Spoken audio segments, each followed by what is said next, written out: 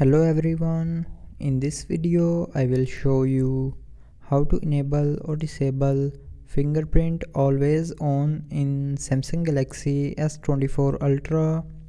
So before starting the video, don't forget to subscribe the channel and also press the bell icon. So first of all, open settings. Now in settings, scroll down and here click on security and privacy. Now in security and privacy, scroll down and click on biometrics and then click on fingerprints. Now enter your lock screen pin, password or pattern, and after entering pin, password or pattern, here you will see a fingerprint always on button.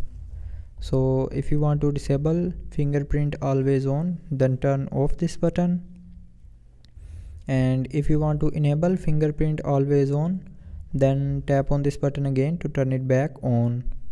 So with this button you can enable or disable fingerprint always on in Samsung Galaxy S24 Ultra. So I hope you liked the video. Thanks for watching.